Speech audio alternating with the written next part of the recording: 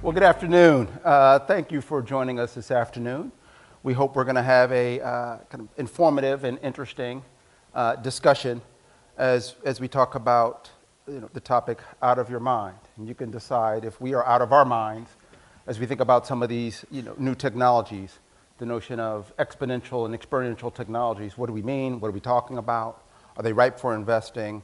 Are they likely to have some of the transformational impact in education that many people have been speculating that they're going to have? My name is Tony Miller. I am going to moderate today's discussion. I am an investor myself in the middle market investment with a firm called Vistria. We engage in, and education is one of our core focus areas, and believe that you can actually invest in education business models that can be transformational and of scale. And so instead of the formal, we'll just go through the backgrounds and bios. What we thought we would do is just get into the content. And in the course of discussing some of these issues, each of our panelists will be able to introduce themselves and provide the basis of their perspective given their background. And so just to start it off, I think one of the first questions is, what the heck are we talking about? Right? This notion of exponential and experiential, what do we really mean? And so you've got a panelists who've come at it from different ways in terms of investment, research, operators. And so, if you think about exponential or experiential, Shivon, how do you think about it? So in my case, I'm focused on a particular sliver on the world. So to step back for context, I'm a seed stage VC at a fund called Bloomberg Beta. We invest in technologies that are redefining the future of work. And so that can mean things in traditional enterprise. We've made investments in healthcare, education, agriculture, and various other industries. But the sliver of the world, and this fits more into the exponential category, is I focus on machine intelligence. And so what does that mean? That practically means what people call machine learning or AI, but basically anyone who's using a smart learning algorithm to affect change in the world. And the reason we kind of view this on the exponential front is, I think even in the description of this panel, somebody pointed out the fact that 90% of all the data that has ever been created in the world was created in the last 2 years. And so that's an exponential growth in and of itself, but our ability to cull through that data is not increasing at an exponential rate. And so we've got this exponential, basically curve happening in terms of data capture and volume. And what's really nice about machine intelligence is what it does is, out of all that noise, the whole point is to make the world small again, to cull through these massive data sets and actually provide you the insight you need at the right time. So this notion of massive data and calling through data sets, well, how does that differentiate from what's the experiential side? So experiential. I'm John Harris. I'm with a venture firm called Jazz Venture Partners. And we invest at the intersection of digital platforms and cognitive neuroscience. We're specifically interested, we're not a healthcare fund, but we do invest in things that affect the brain. And some of the new platforms that we see coming down the pipe, particularly virtual reality, but also augmented reality and mixed reality, are deeply immersive experiences. They're very different than having information presented to you because they envelop your entire sensorium. And if you haven't had a chance to try on one of these virtual reality headsets, there's a number of companies here that have them for demonstrating their products, and I'd strongly encourage you to do so. But it really does take things to a different level where it imparts experiences on people, not just information. Okay, so exponential, but a big data, machine learning, experiential, virtual reality, augmented reality. How much of this is, the classic, is this like science fact or science fiction, right? I mean, how real is this today? Sure. Are we seeing applications? I'd like to go into that a little bit. Hi, everyone. I'm Tipatat, Chennavasin. I'm general partner of the Venture Reality Fund, and we're a fund that invests only in VR and AR. And when we talk about, I think we're seeing that time where we're seeing exponential growth in experiential technologies. Because what's happening is virtual reality has existed for a long time. Most of you probably already know this from academic labs, but it used to cost $100,000 for a state-of-the-art virtual reality system. Now you can actually go out and, you buy one and then you have to wait 2 months, but you could go and buy one right now for $1,000. Like, that's an exponential reduction in cost and an exponential explosion in accessibility of this technology. And what's really interesting about it is it's actually better than what we thought about. That $100,000 system actually sucks compared to what you can get for $1,000 today because of all the advancements that's been made in technologies, thanks to both a combination of components from the mobile game side, from mobile phone technology, but also advancements in computer rendering from special effects and games, And then lastly, all this computational photography and all of this great work in commoditizing photography that like GoPro and computer vision scientists have done. So a convergence of those three make it science fact over science fiction. Do you agree?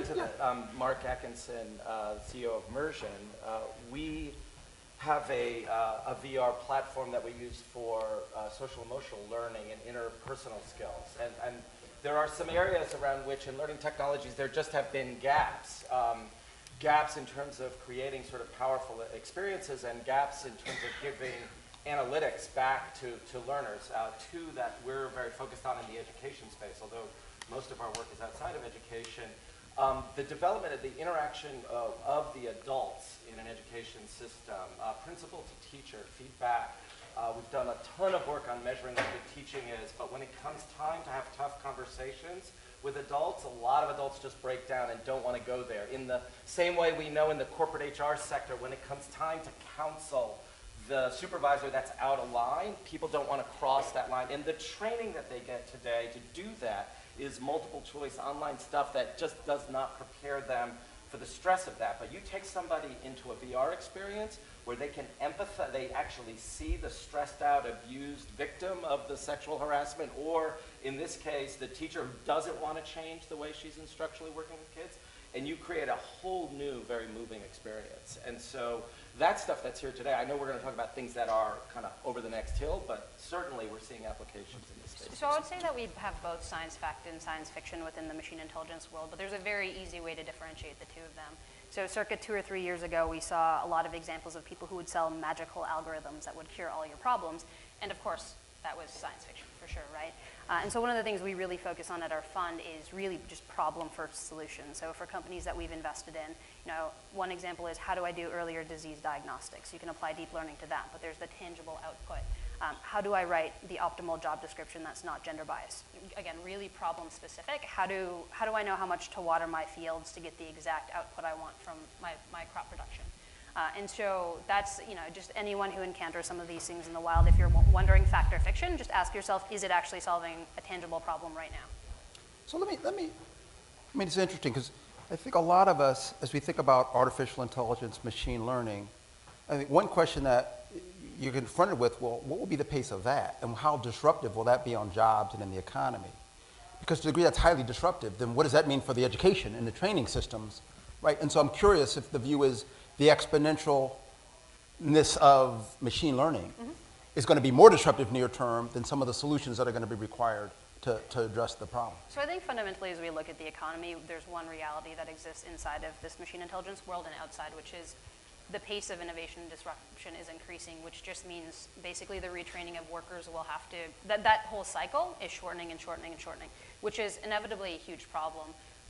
Particularly in machine intelligence, there are kind of two different things that are happening. So within the realm of knowledge work, which is over and above what we focus on, I think 95+% of our portfolio is focused there, we're seeing not an automation discussion, we're seeing an augmentation discussion. Because if we look at, and we can use education as an example, if you look at what a teacher does in a day, there are certain tasks that make them very special, which is, again, a lot of contextual understanding, one-on-one emotional support, and being able to articulate something in a very human way. Those are things that we don't see AI disrupting ever, right? Or not within our lifetimes.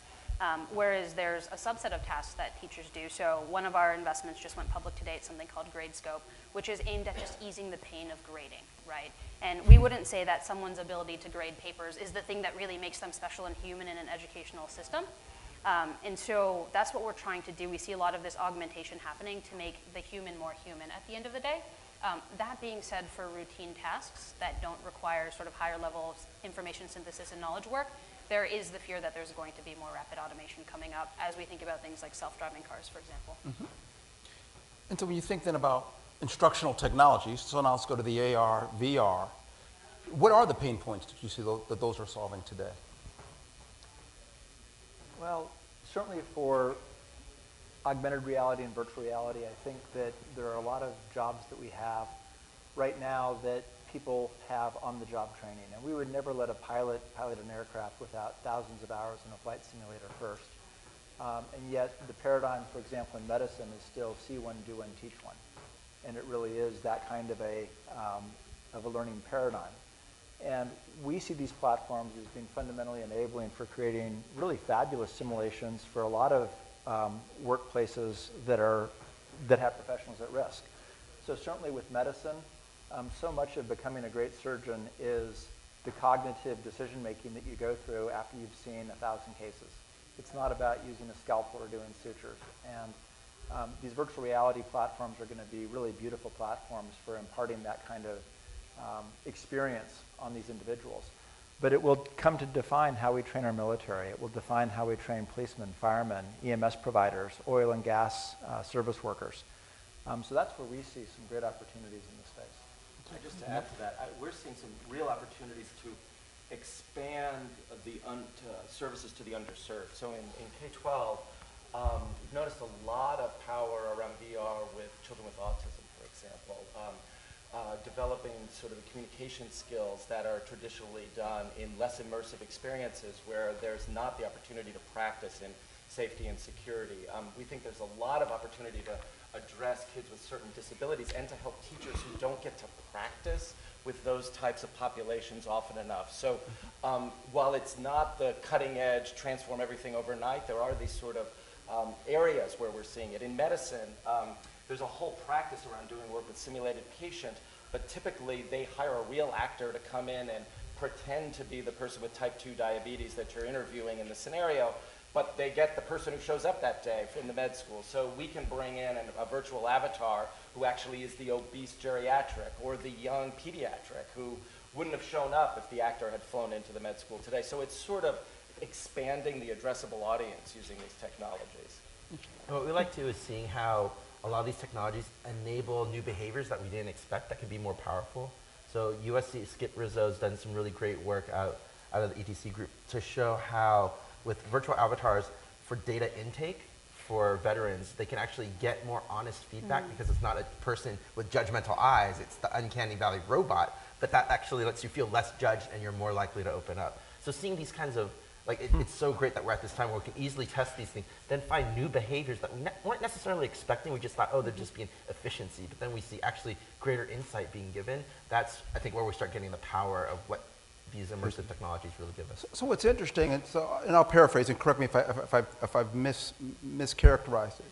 What I've heard is real value proposition around efficacy, right? Really improving efficacy and doing that, and then so doing an access, right? And so first of all, what struck me about some of the different examples is they're largely geared towards adults, right, versus students, right? And so a lot of times we think about education, but it seems like the initial where there's a real efficacy value proposition is in the adult environment. Is that fair? Well, I'll give you a counterexample. So one of the companies that we've invested in is not a virtual reality company, it's a video game company. It was developed by Adam Ghazali at UCSF, and it was specifically designed with a mechanic that exercises your executive function. It balances distraction and focus and attention. And there's a dynamic that keeps the individual at the edge of their ability, but still makes the game very engaging and very fun. Well, what are they using this for? He originally developed the game for people with cognitive decline in aging. And what he demonstrated is that by exercising those circuits in the brain for half an hour a day for 6 weeks, he could return their cognitive skills to that of a 20 or 30-year-old, that it transferred into things that were completely unrelated to gameplay, and that it had durability, that it was still largely maintained for a 6-month period. What the company is now doing is focusing on their first application, which will be for the treatment of children with ADHD. And what they found is that by exercising executive function and strengthening those circuits, for many children, they can keep them off of pharmacology. And these aren't palliative effects. These are durable, sustained neuroplastic changes in the brain. So there are applications for children. They don't all have to be completely immersive like virtual reality, but certainly gameplay and optimizing the level of dopamine to keep a child fully engaged in the game is a great way of assuring compliance with a treatment like that. There is some concern, though, about what's the age for full immersive VR, where you're strapping on the headset with younger kids, who's developing their audio perception neurosystems. Do you really want to hack into it and start messing around with it? There's not enough research. I think Oculus says it's 13 and up. I think Sony says 12 and up. Google's been, no one's really sure what age is really VR safe. And especially with the headsets too, they're designed for a certain size with the IPD, and with kids, you kind of almost have to have a different system for younger kids. So I think that's also one of the concerns about when you're talking about VR for younger kids. What are some of the issues? And I'm curious, right? So we'll come back to the kind of application in kids and some of the other things. And I'm curious, Shivon, as a heads up, come back and how do you think about the interface between the two? How do you think about with this new interface being able to capture different types of information in a virtual environment and capture that as part of machine learning? So be curious in your thoughts. But before go. Well, I was going to say that you gave the example of soldiers coming back. It was PTSD related, was it not? Yeah. That's kind of a perfect example of the marrying of immersive experiences with kind of where these algorithms are going. And one reason why those systems are so effective is because, again, soldier comes back, if they're in this experience, they don't feel like they're being judged by another human, they'll divulge more. But the other side of that equation as well is we're at a point in computer vision where it's starting to become very, very good at diagnostics. And so things that are imperceptible by humans, sometimes these algorithms can pick up. So in the PTSD example, someone who's depressed or experiencing PTSD will still smile, but the duration of that smile and the fullness of the smile will be slightly lesser than for normal people. And so that's an example where the algorithmic approach married with this experiential approach can really make a difference. Interesting.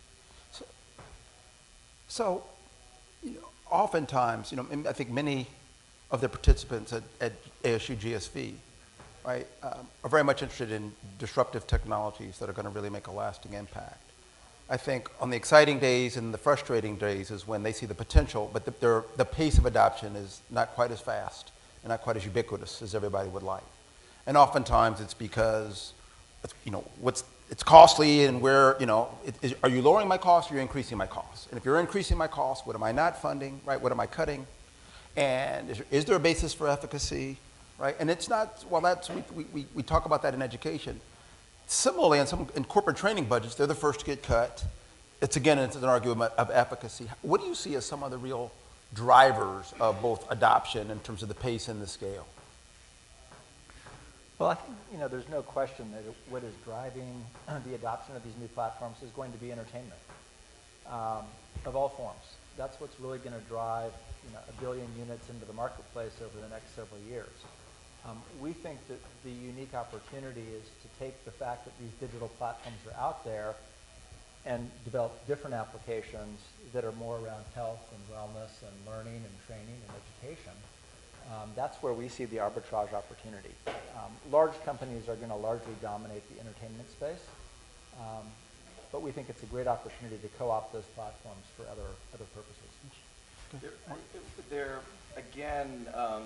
This is sort of incrementalism relative to your question, but what we're in our corporate clients, low-hanging fruit around training models that were really ineffective but necessary. So ethics training, for example, been approached around things like that. Sort of the compliance-related sector, or we have a large hospitality client. They train front desk clerks around role play and in this very, very 18th century kind of way. And suddenly they've tried simulation, and even before the kind of analytics that Shivon is talking about are here, it's just better, faster, cheaper, and it shows up in their customer service surveys. It's just better. And it's not transformative. They're still doing all the other stuff, but they're clearly seeing simulation in VR as the sort of part of the roadmap of the future. Mm-hmm. So one thing I'd point out, you mentioned that efficacy is often not enough, right? So that's certainly a piece of the equation. In terms of adoption sooner than later, behavioral change and tools that can avoid creating significant behavioral change is a big piece. And giving you a type of superpower you just fundamentally didn't have before that you need is another piece. And so I'll just give you one example to illustrate something that has all three. And there's sort of one surprise kicker at the end. So we've invested in a company called Textio. Has anyone used Textio? Awesome. So raise your hand if you've ever had to write a job description. Keep your hand up if you like writing job descriptions. Now keep your hand up if you think you're good at writing job descriptions. Probably not, right? And so this was one of the most painful things I had ever done. And the way you can think of what Textio does is spell check 2.0. So what spell check was to semantic and grammatical rules, this is for optimizing text for any specific purpose, right? And so there was what they did on the data side, which was, okay, we're going to deal with corporates, we're going to ingest tens of thousands of job descriptions, we're going to understand which ones were good, which ones led to good time to fill, good candidates, what are the demographics of those candidates. But the really smart thing was basically it looks like rainbow-colored Microsoft Word, right? You just copy-paste your job description in there, and then what it does is it highlights in different colors areas of the document where it would recommend you make a change, and then it also gamifies it by putting a percentile score out of 100 on the left-hand side, right? And so there's almost no behavioral change that happens there. It's actually fun. And the kind of kicker at the end is, sure, it makes your population better at writing job descriptions more quickly when most people just don't really care. They don't have the expertise. But the one secret superpower that came out of this is a lot of corporates right now are super, super interested in making sure their job descriptions are gender balanced without bias, and they don't know how to do that. And so it's not just efficacy. There's this huge risk item corporates are dealing with. And this tool, by embedding this knowledge, by embedding this data-driven approach, is able to bake it in so it's not just efficacy.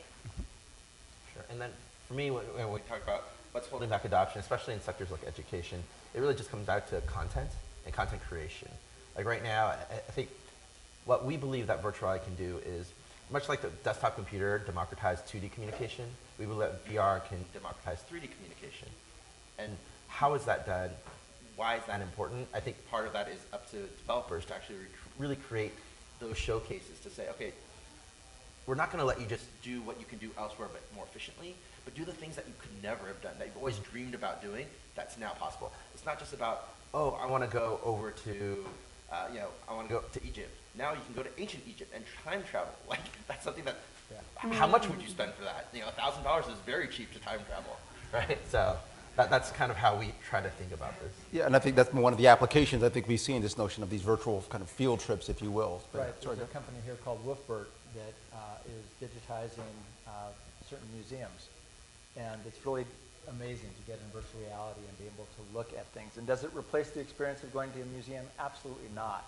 But does it engage you and intrigue you and make you want to go to a museum? Absolutely. And also the democratizing effect, is, to all of your points, is just beautiful. For those who just maybe cannot go to the Louvre, you now have the opportunity to. Right. So I'm curious if others agree with the point that John was just making about what's really going to be the context that really drives the adoption. It's going to be the entertainment factor, if you will. That's going to drive in other applications the familiarity with the, if you will, the public at large, with the potential of virtual reality and augmented reality.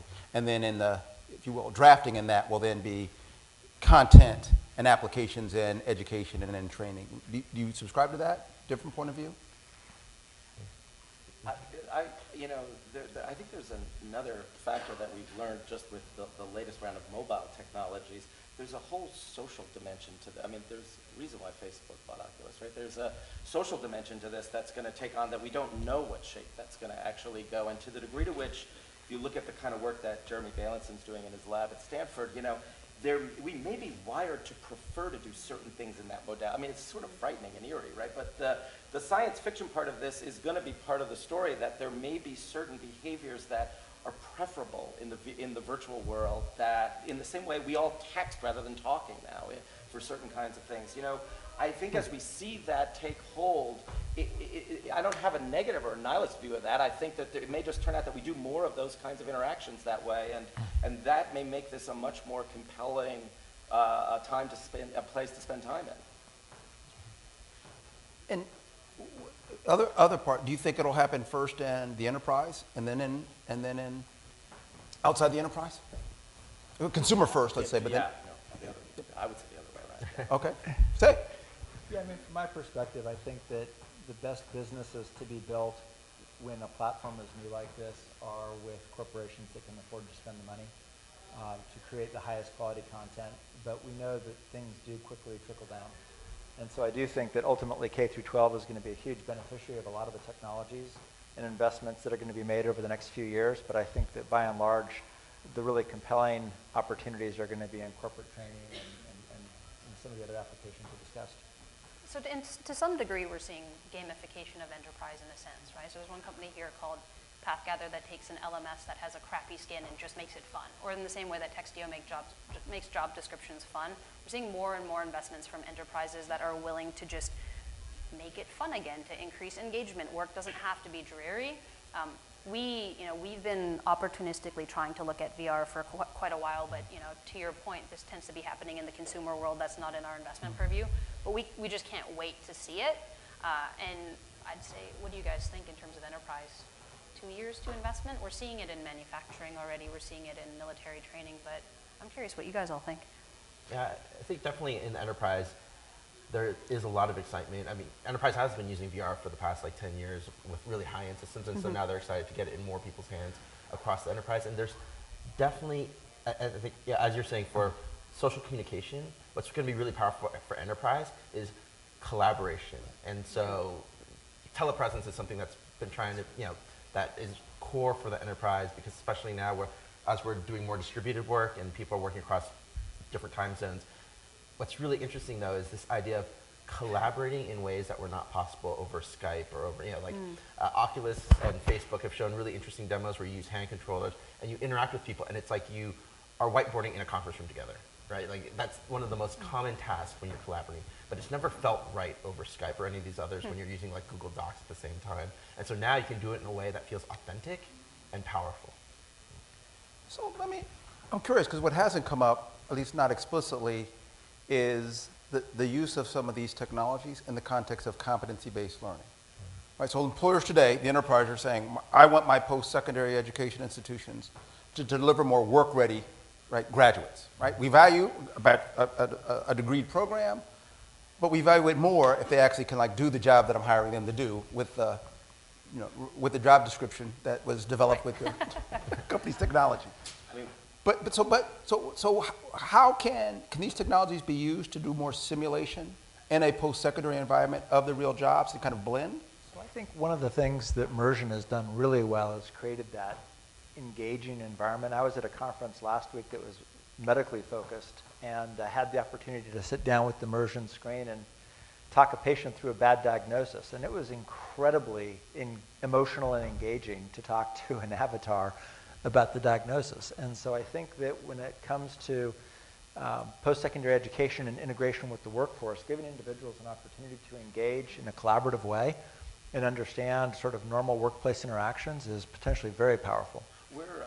I was going to go in thank you, but we're in a different direction. We have a large project with Educational Testing Service around a new generation of teacher license products. So they would like to teacher licensing has been a bubble test, and it has nothing to do with teaching these days, and there's an effort to try to make it a performance assessment and to use simulation. And of course, teaching to student avatars is a little controversial, if you'd imagine, but they believe that professional licensure in many domains will move towards this idea of simulation, and avatars for certain performance tasks are totally appropriate.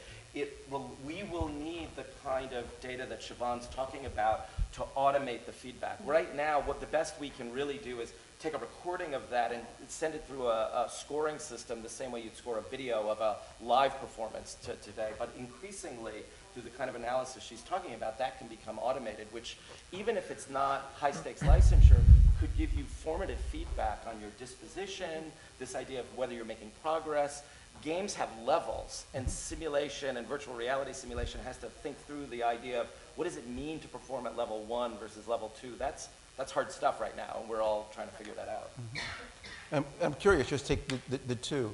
Would you, teaching colleges, right, they will adapt sooner, right, to help their teachers be more efficacious, or med schools, helping their soon-to-be physicians?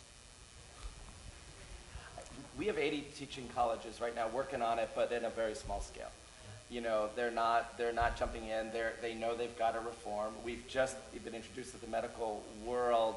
There's a lot of interest there.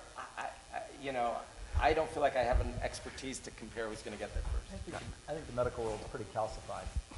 Some have said that about teaching colleges. I was going to say that. I don't know. That's saying something. What level of calcified are we talking about here? There's a lot of history there. One of the technologies that we've invested in that we think is an integral part of all of this is a company called iFluence, and they're doing near-field eye tracking that allows them to know what the pupil is looking at within 1 degree. So you can generate real-time analytics. For example, if you're in a virtual classroom and you've got a room full of people, you can track how much time that individual spent looking at each individual in that room. You can also use it for a lot of other user interface types of applications, so that, for example, if you want to open a folder, you just look at the folder and look over to open, and it knows that you've just done that with your eyes, and it opens the folder for you without any sort of hand movements or voice commands. So What if you it's very accidentally look at the Justin Bieber ad? That's right. We'll also know where you're like. Accidentally. Yes. It'll be a pay per glance rather than a pay per view. So.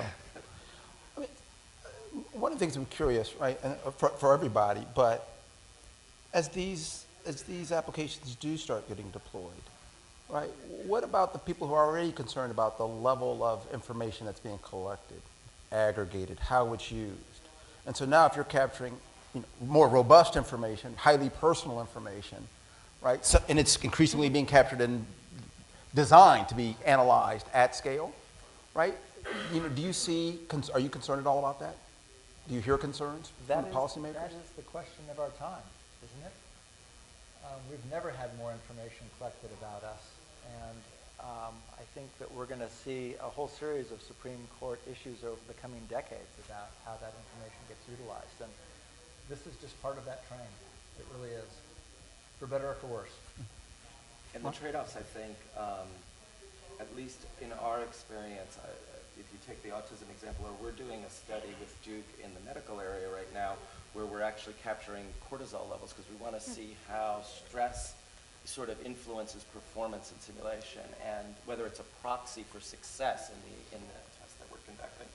And I tell people, you're going to come into our simulator and we're going to track your cortisol, and they look like you've got to be nuts, right? But to the degree to which it might predict something of value, would I make that trade? And if I understood where the data was going to go and how long it lived back, I think a lot of people would when we figure it out and we figure out how to manage it properly. It is definitely going to cross a lot of barriers, though. Yeah, I think it's that trade-off of like value versus privacy.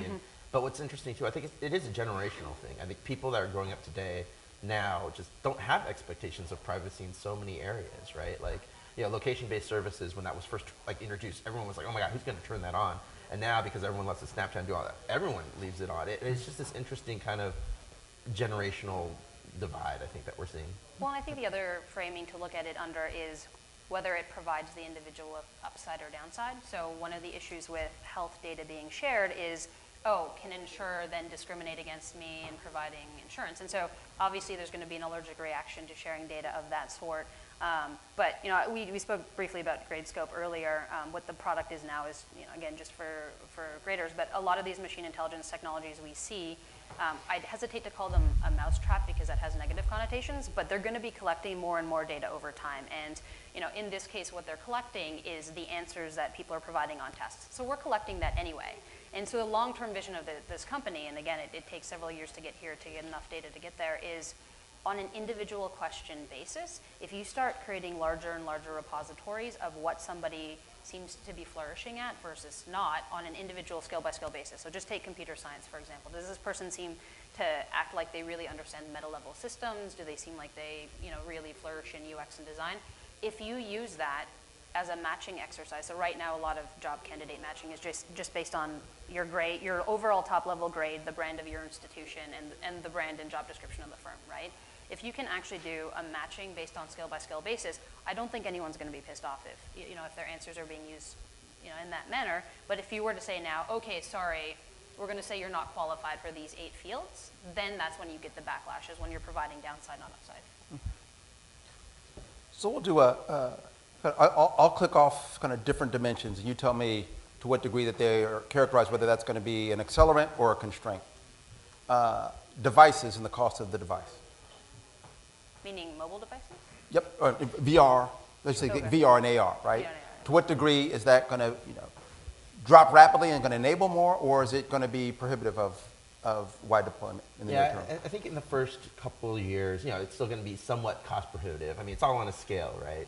But I think once we get past this idea of VR is just a game system and VR as a computer platform becomes more ubiquitous, then the prices will drop. But it is weird, though. I feel like so many people have this backlash where, oh my God, it's so expensive. But then, they forget, like, the first iPhone came out was super expensive. The first PC that came out was super expensive. And it's just like, give it some time, 5 years, 10 years. When public perception will be ready for it anyways, the price will be down. You talked about others. Content, quality content, not quality content. Quality content's critical. And so, and it is requiring people to sort of lean in right now because you don't have 500 million units as an installed base. So you're really having to put capital at risk to develop content for hopefully what will come to pass. And it's not just what it costs to create de novo content, but it's also all of those tools that kind of allow democratize content creation so that more people can do it as well, as we saw on the web. We need the same thing in VR. Yeah, I think what's interesting too is there's a combination of things where we're seeing. I do believe the killer app for VR will be creating VR content in VR, right? And then what's interesting too is there's actually really great strides in AI to actually facilitate creating VR content and three-dimensional content as well. We can get along. Yes. But I think there's definitely you're going to see a combination of these things help make content easier. And so we do a lot of investment in trying to understand how to enable people to create content more efficiently. So you would call that VR analytics? It's more on like the tools and platform side, but so one of the investments we did is a really amazing company called Visionary VR. And what you do is you actually create animated stories in VR for VR while you're in VR. And so you kind of puppet the characters using these gesture control systems. And it just is more natural. It's almost like playing with toys. But then when you're done, you have this it is an animated movie, but it's also a presentation. It could be all these different things. And it just shows how natural, how fun, and how interesting VR transforms what's right now a very highly trained skill force. Because right now 3D content creation, it's using a 2D interface and a 2D display. It's painful. Only in high-level professionals can you do this. But now, if building 3D content was as easy as playing with Legos or moving stuffed animals around, doing hand puppets, almost everyone can do that, right? I'm going to put you on the spot for one Sure. second. In what year are we going to see Snapchat for VR? Facebook already showed off their selfie in VR, and so I think we're going to see definitely a lot of that. I mean, within a year. Wow. How important will mobility be?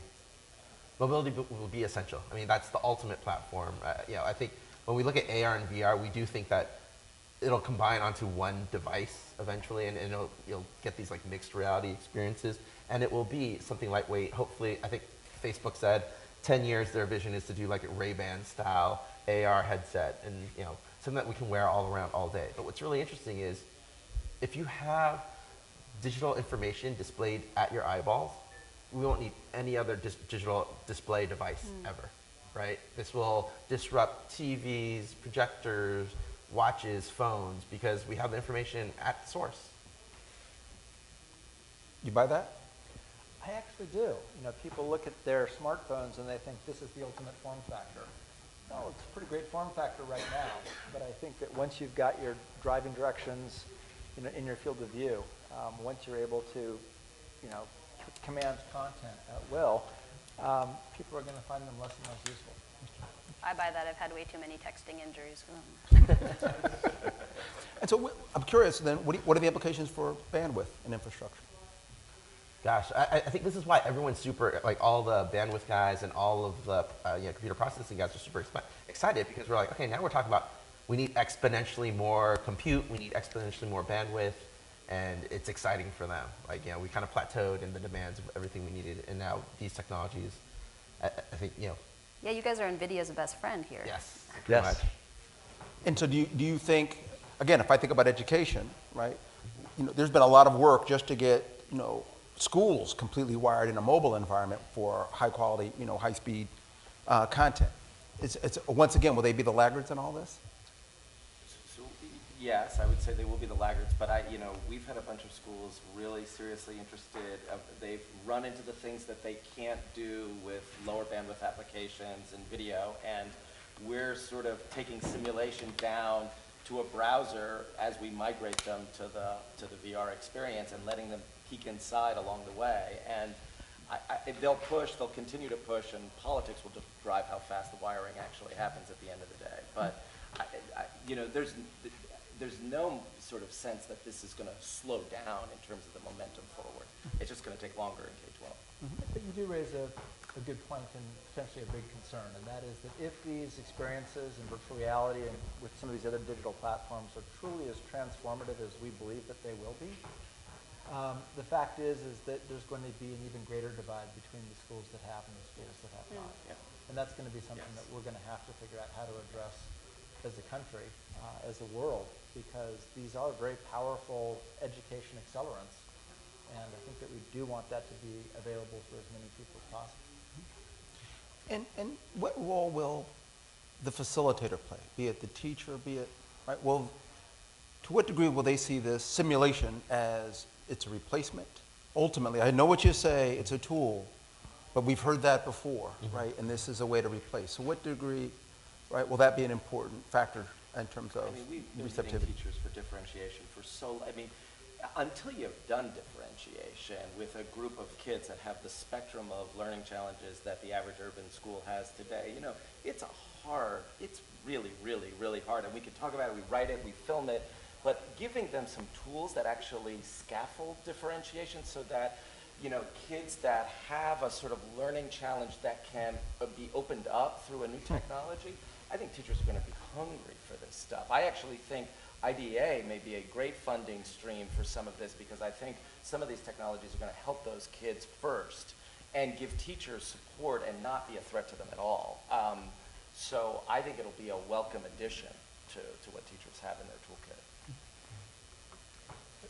At the keynote over lunch, the individual talking about the students of 2020, the class of 2020, made some really interesting points about the generation that is coming up right now. And these are people that are used to whatever they want, whenever they want, wherever they want. And I really do think that that's unstoppable. And so I do think that more and more kids are going to engage with these applications at home. I think that teachers are going to need to embrace that.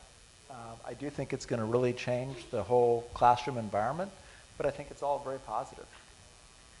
So then, you may have folks in the audience that are currently in the 2D world of content development and of assessments, right? Should they be building their VR capability in-house? Is that a key factor for long-term success?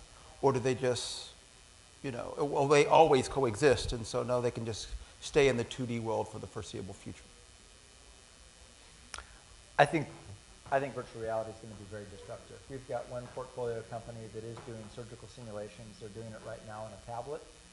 It's very effective, it's very engaging, but they know that if they don't transition into a virtual reality offering, they'll be left behind. So we're continuing to finance that transition right now. It's not all things to all purposes. Obviously, I think it's a very, now if you think about what adaptive assessment was going to be when adaptive assessment was made possible, obviously where adaptive assessment is possible, it's better. Where constructive response items are better, where performance items are better, those are always better. VR is going to allow you to assess certain skills and develop certain behaviors. It's not going to replace everything, right? So I think it's a tool in the toolkit that should be developed over time sort of appropriately and partnered along the way. I mean, those of us doing VR can't do all the other things and need partners, so. So side note story, one of my buddies who's a surrealist photographer, his name's Ben Von Wong, totally check out his work, but he texted me the other day and he was like, hey Shivon, I'm gonna go to the NVIDIA GPU conference. And I'm like, what's going on? This guy's, like very old school traditional photographer in a lot of different ways, loves the medium. Why are you going to this super techie GPU conference? And the reason was he was trying to solve for, I think VR is going to be a thing very, very quickly. And, I may be a couple of years away from being able to move my art onto this medium, but I'd better figure that out sooner than later. So we see a lot of, that's just one example of many friends, but we see a lot of these 2D content creators, outside of education already just chomping at the bit because they want to start creating. Yeah, I do feel like, this is a transformative technology, and then you should not think about it as, oh my God, hey, this is something I need to learn because, I don't want to be left out, but think about this as, this is an opportunity for you to take what you've learned and reinvent the paradigm using this new technology, right? Like, that's the opportunity here. And so maybe in the corollary, Shivon, I'm interested, now you go into the machine learning. Everybody's got a data strategy, right? Everybody understands you need to capture as much data, and you'll figure out over time how to fully monetize it. To what degree is the big data strategy, necessary but far insufficient of a machine learning strategy in terms of translating that into applications? Well, so the kind of sad and fascinating reality we see right now is that for large enterprises, now I'm talking sort of Fortune 500, everyone has a big data strategy. That's pretty easy. It's just like, okay, throw in boxes, collect data. It'll all work out at the end of the day. In terms of having a machine intelligence strategy, it's a very binary. You're either 100% savvy or you're near 0% savvy. And so that's kind of the gap in the market we're seeing right now. And so people at 100% are fairly obvious, like the Googles and Facebooks of the world. They have figured out, okay, our product iteration cycle is going to be highly dependent on how we use these algorithms. We're spending a ton of time and energy figuring out what new products that couldn't have existed before could exist as a result of this. And the rest of the organizations are falling behind alarmingly quickly. Like, one of the things I'm concerned about is just distribution of power in this new world. And the reason they're falling behind is, okay, so you can have all this data, but have an understanding about what in that data is going to be important to your customers. You need to have an understanding of the slice in between, which is what algorithmic techniques are there out there that we can adapt to get value out of our data. Okay, well then there's this entirely new UI interaction paradigm that has to sit at the other end when you're dealing with a product that's based off of a learning system. And then you have to fundamentally rethink, what problems can I solve for my customer, right? And so that's just a huge ask. And Google's first product was machine learning based, right? They're one of the few companies that has the luxury of that. And so one of the things we're trying to figure out now is, how are the rest of the companies that are on the wrong side of the scale going to catch up quickly, because they're going to need to. So one final question. So in our last minute, we'll go a little bit beyond, we'll go to 2021, 5 years. 5 years. What, be it AR, VR, machine learning, what do you think, in education, what do you think is going to be, a key kind of application, a use, that's significant, of scale, disruptive in whatever way? What do each of you think that's likely to be? Sure. I think what would be really cool, and I don't know if anyone's worked on, someone please work on this, but this idea of having a best friend that's a virtual character that you actually teach. I think the best way to learn is to teach. And so as you learn stuff, I like that. you meet this little alien character, right? And you have to teach him about what you learned every day. And over time, imagine he's your friend, you meet him in elementary school, with you until you're in college. All this data that you've collected now about your learning style, your learning behavior, what you're good at, what you're not, and they can report that back, they can adapt to it. When you're struggling with stuff, they can actually go deeper and really force you to understand. I think that's the interesting paradigm. Not how do we just do what we currently do, but how do we take what we know about what learning is and apply it in new ways, right? So I think that's what I would hope for. Anybody else? I'm going Diamond Age on this one. Has anyone read that book? There we go. And so the one thing I think is inaccurate there, so for anyone who hasn't read it, I'm not ruining anything. Young Ladies Illustrated Primers is a book that's adaptive, teaches you many different things. I think the only thing they got wrong was the form factor. It's not a book. It's in ARVR, some version of that. But again, when we think about automation versus augmentation, one of the final takeaways of the book is that this technology can't do it in and of itself. It has to be paired with a human component for real learning to actually happen. But I do think sooner than later, there are folks at Stanford who are working on versions of the primer already. I do think we get to that best friend adaptive system sooner than later.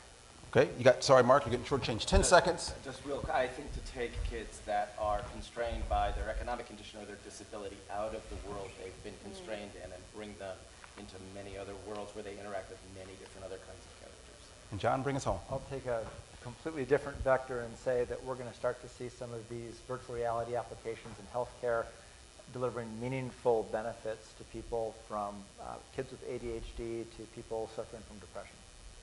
So I want to thank our panelists, and join me